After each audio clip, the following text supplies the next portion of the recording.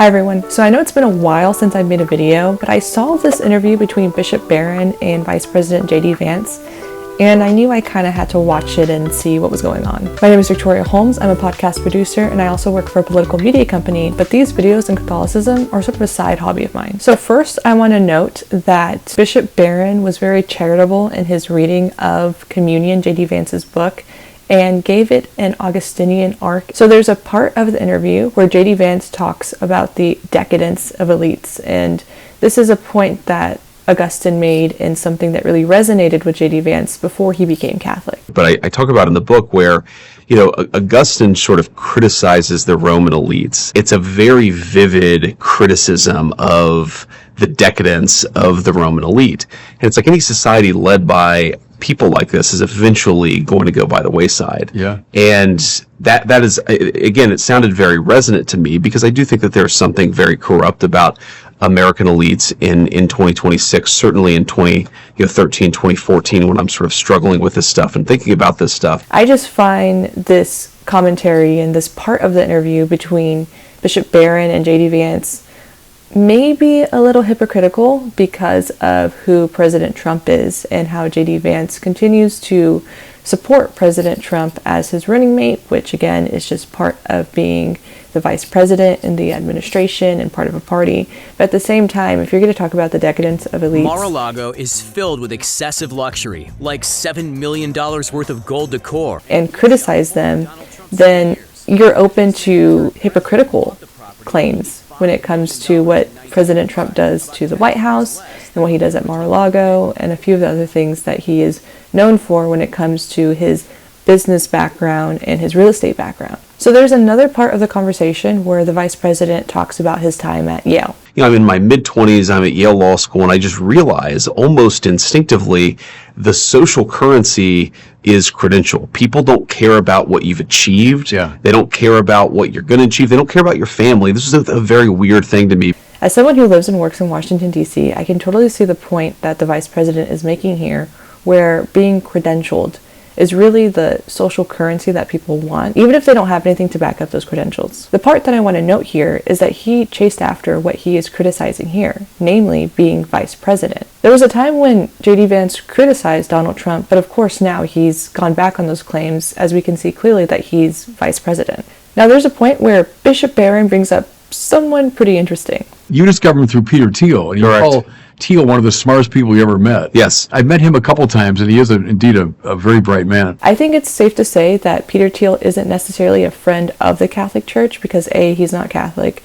and B, he seems to be open to sowing some divisions in the church. I thought Bishop Barron was going to flag some of Peter Thiel's comments, but he didn't, and it's completely possible that Bishop Barron was just not aware of any of Thiel's comments about the church or about previous popes. Yes. The devil has two great names in the Bible, right? He's Satanas, he's the accuser, and he's the Diabolos, which means the scatterer. Yes. There they are.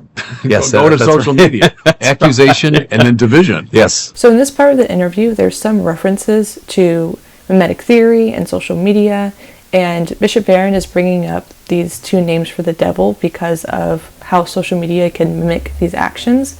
And I just think it's funny because the White House tends to post some things that are not necessarily unitive and really reflect more of what Bishop Barron is saying or pointing out. So JD Vance actually did address some of the issues between the Pope, the Catholic Church, and the Trump administration when it came to immigration policy. There's been a lot of discussion about the Catholic clergy disagreeing with the Trump administration on this or that issue. Is I try to say, that's actually okay, because that dialogue is sort of how the clergy does its job, and it's how we sort of respond, and that's not a bad thing to me. And I thought JD Vance answered it really well about how the church and the state inform and work with each other. Of course, it would have been a great Catholic answer, except for the fact that there are some issues with the dignity of immigrants and how the administration will treat these immigrants. There was a point in this interview where they started talking about Catholic social teaching in Rerum Novarum, and they started talking about how the state can be used as an idol, and I thought this was something very refreshing to hear from a conservative perspective, even though in this particular clip he's saying it from the left, but again it applies to the right too.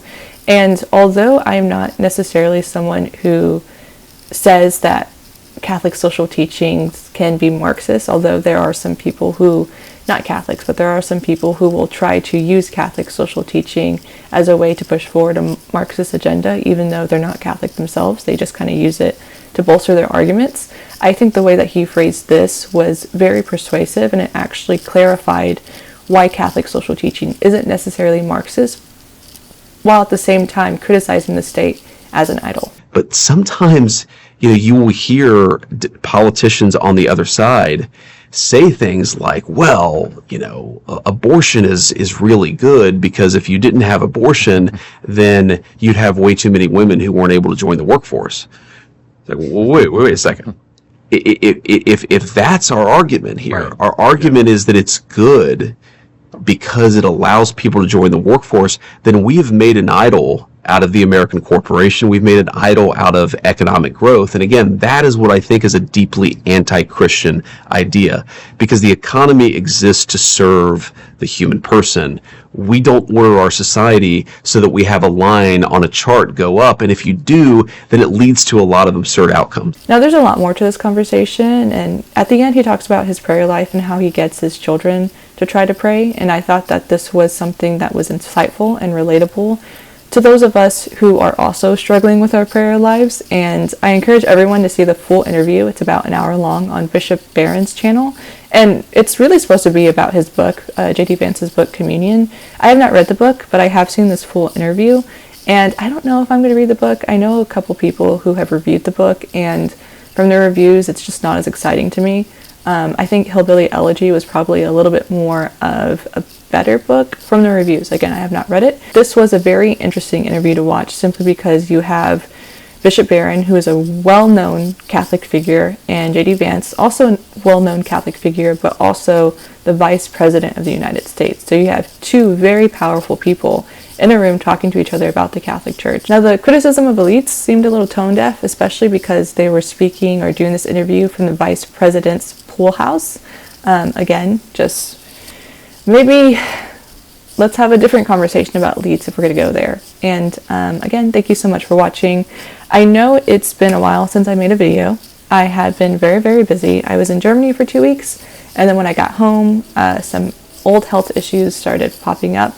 I'm currently dealing with those, so my energy levels are not as high as they usually are, but I really did want to make a video, and I saw this pop up on my YouTube feed, and I was like, okay, let's see what this interview is about. So, thank you so much. If you have any suggestions about topics I should cover, let me know. I was going back and forth about doing something on the SSPX, but there's a point where you just have to let people be people, and if they choose not to submit to Rome, then how much really should we give attention to that? And I think that there have been some wonderful videos already made on the SSPX, I can't say SSPX, excommunications, and I just really don't feel as if I am being inspired or called to talk about them, except to, pray that the church comes to healing in that regard, and that we can have some communication with people who are part of the SSPX. But thank you so much for watching, and I hope you have a wonderful July day.